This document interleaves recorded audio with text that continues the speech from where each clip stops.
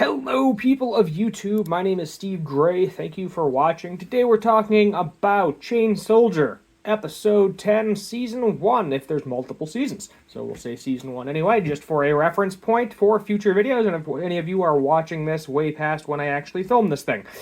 So apparently y'all are a bunch of perverts, and that is my audience, and you know what?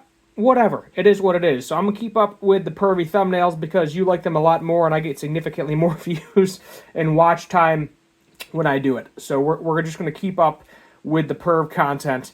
It is what it is. I'm not going to review anime just for a reference. I have no intention of reviewing that. But isekai stuff that is actually censored and that I can show, like this is censored. I always review the censored version. There is an uncensored version for those of you that would like to partake of that. Although I don't think it really showed anything anyway, because there was really nothing in this entire episode where like the light blurred out the buebos. The buebos, or any other parts.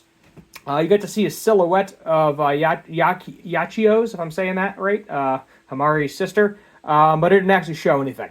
So, yeah. Anyway, let's get into the review here. So we start off with Aboa. I think I'm saying the name right. Aboa or Aboan. Yuki's sister. We're going to go with that because I'm having a hard time pronouncing it. And she basically starts off by just talking to him, and we learn about how they kind of came to be, and that it was kind of a combination of the peach and Mato kind of mutating them into these Shukai hybrids, human hybrids. So yeah, so basically Naoen, she started life as a model, and she was just kind of minding her own business. And then she fell into Mato. You know, there was a bit of an incident. And then essentially what happened is she was terrified. She ran into an area where there were peaches, and it mutated her into the hybrid. So I'm thinking it might turn you into a Shukai if you're scared. You know, if basically all your adrenaline and emotions are into fighting, which is basically all Shukai do is fight and eat things. And maybe that is the reason why it did not give them a normal peach ability and transform them into what they look like now. So there is a special division, which is still technically under the Corps here, Demon Defense Force. And they realized, there you go, there's a nice shot for you. We're going to skip past it though, because monetization, maybe if I hit the watch hours, I got the subscribers and I appreciate it, but need to hit 4,000 hours. It's been rough. But basically, this person, by the Masame of Mayato, was basically, they think it's a good thing. They're like, oh, they're precious specimens. We're going to research, figure things out. You know, why did you transform into this? And basically, they are just poking and prodding everybody, is the best way to describe it. They are doing what I'm assuming is horrific experiments on them. So they want to completely diminish, completely destroy this research division. They don't care who they hurt because they themselves are victims. They just want to burn it to the ground. So basically, Yuki's sister, on the other hand, said what happened to her is she was obviously scared.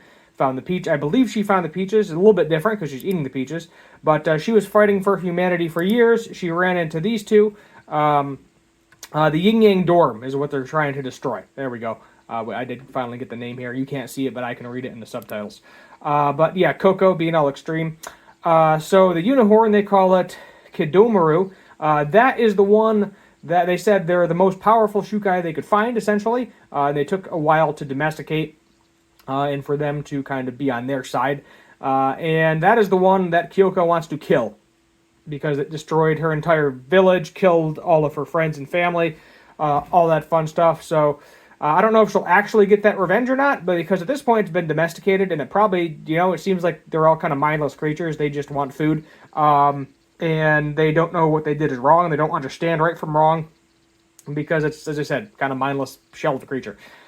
So there's a couple other ones. There's Kuma, and then there's this other crazy one that can use weapons, which is very interesting.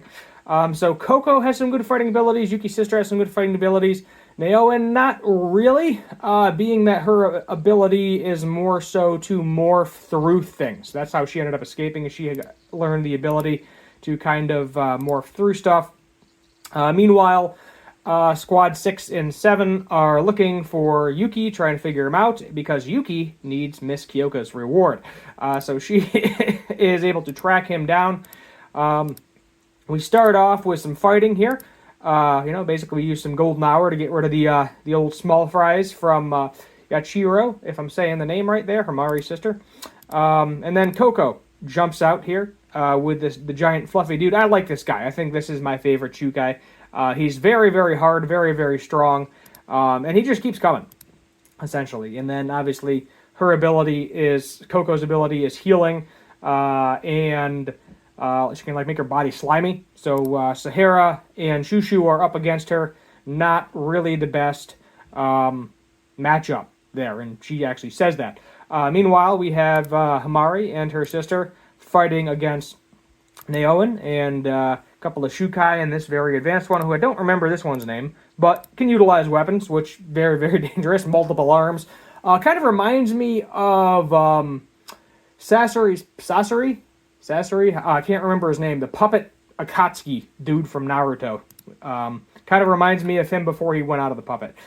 So then, we got Tenka transporting them, and then you get the old 18 plus, which isn't really 18 plus, but they're sucking out his fingers. That is the reward there. I don't like to kink shame. To each their own. I've heard of toe suckers. I don't think I've heard of finger suckers. That is new to me. So you learn something new every day. There you go. That's all I can say. You learn something new. So Yuki's sister is about to basically attack the crap out of both the commanders here.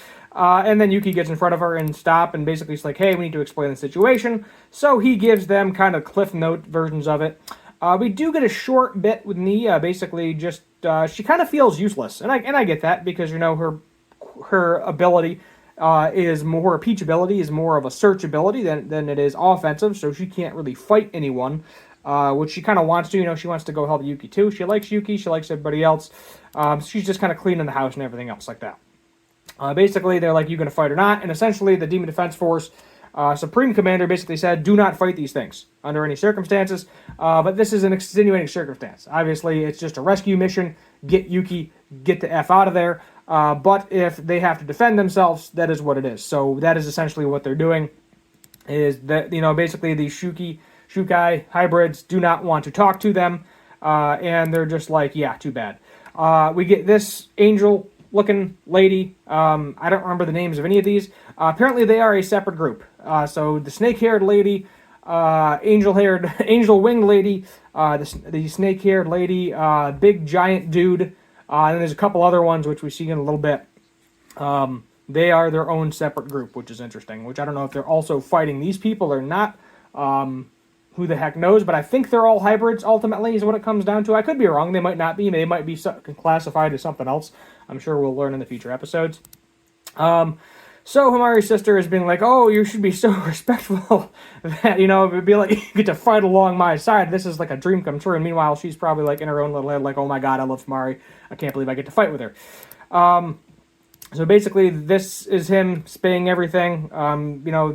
Commanders are like, we're going to have to use force to stop you if you don't stop fighting us. She's like, there's a way. She's like, we agree with you, everything that you're saying, we agree with. We don't want to hurt civilians, though, ultimately. Like, that's the goal, is do not hurt civilians, because basically she said attacking the Yin Yang dorm would hurt civilians too. And they don't care. Essentially, they don't care, so they're not going to see eye to eye here, and there's just going to be some fighting. Ultimately, is what's going to happen. So Yuki gets tied up. We don't really see a lot of fighting with her. It kind of skips. Basically, she's like, I'm Tenka, I'm dating Yuki, calls her sister-in-law. So Tenka is already thinking of marriage, which is crazy. She is best girl, but she's going a little off the wagon. A couple of red flags there. She's known Suki for like 3 days at this point, maybe a couple of weeks. I don't know what the time frame of this is. But relax, girl, relax. There's time, I promise you. Get to know him a little bit first. I promise you, you'll like what you see. So then we go back to Super Saiyan, Sahara. Also a best girl. I feel like I call it everybody best girl. But a lot of them are. But basically, pure strength, fighting, crushing, hitting, ain't working here. It's just, shows the old slippery hand. That can be pervy for some of you too, if you're into that. Uses golden hour, gets right up to the Shukai, shoots it in the face. It actually moves, so there's a little bit of a delay of it getting hit with the bullets, and it actually moving towards Yachiro here. And then, there you go. There you go. Basically, her clothes get cut off, but you don't really see it. So she realizes, Naoan realizes that, I need to go after Himari because sister ain't going to happen, basically, with her ability. So Himari ends up getting caught, not good, and then we have end of episode here. Oh, no, actually, sorry, we have Snake Lady in the bathtub. Yeah, here's the Snake Lady, angel-haired chick, big buff dude with a crazy bleach-looking hollow mask type thing. I don't even know what these people's names are. But basically he's saying, hey, that group is defending the Demon Defense Force, and they're like, okay, we're going to get in on this. So, not sure what's going on there. But let's go ahead and skip past the old outro. Then we have Coco and Neo in here, basically explaining their abilities. One is slippery, one goes through walls. That's really all you need to know.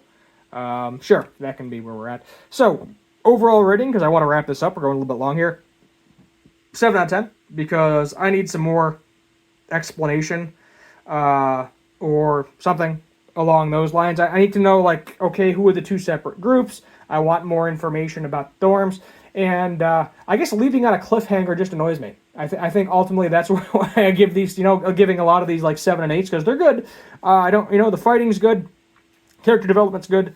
I like how they brought, even Nai, even just bringing her in for a couple of seconds was nice to see her, because then, it's like, okay, yep, she's here. She's still a relevant character. You will keep seeing her in the future. But a lot of unanswered questions, and I'm sure they will be answered next episode. So that's probably what we're going to have. We're probably going to have that other group of hybrid Shukai show up, join the fight. No idea what the heck is going on there. And then maybe we'll get a little bit of resolve. Maybe everybody will be like, okay, let's, find a common place. Let's go after the dormitory, the Yin Yang dorm all together, figure out what the heck is going on, and go from there. I don't know if that's part of it or not, but it might be. So it'll be interesting to see how that pans out. But definitely it seems like they're all a little bit different, because the angel-haired, hollow mask dude and snake-haired girl look different, whereas this group of 3 girls here, Yuki's sister, Coco, Naoan, all have similar outfit body types, it kind of wrapped the black goo whatever around their body. So I'm interested to see if it's the same principle or a different principle, and maybe it's just different reactions to the peach. That's my guess too. Other than that, thank you for watching. Hit that subscribe button, turn on that notification bell, leave a like, share, all that fun stuff, and as always, have a good one.